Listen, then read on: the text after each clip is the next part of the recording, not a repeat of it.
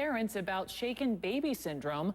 I want to bring in Elizabeth Cohen, our senior medical correspondent, where, it's one hospital started an education program able to reduce this by 75%.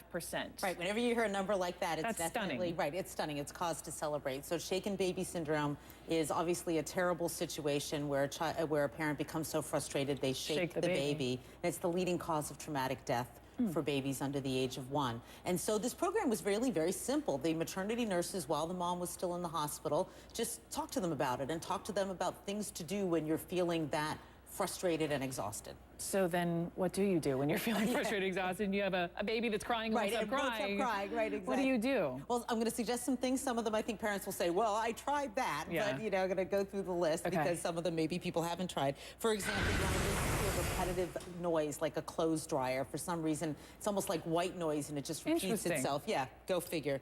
And walking outdoors helps. Sometimes just feeling the wind, a little bit of a change in the way that helps them. Rocking them. Humming or singing to the baby often helps. This was my favorite. I did this more than once.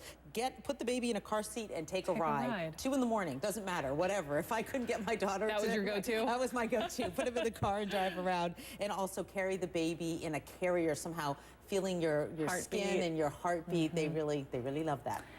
So this information, it comes from this study that appears in Journal Pediatrics, but it also talks about some other important messages to parents, such as... Right, I think it's really important for parents to know that you can walk away from a crying baby. Put that baby in a safe place, like their crib. It's hard for a lot of moms and dads, isn't it? It is hard, but you are better off being in the next room than shaking your child.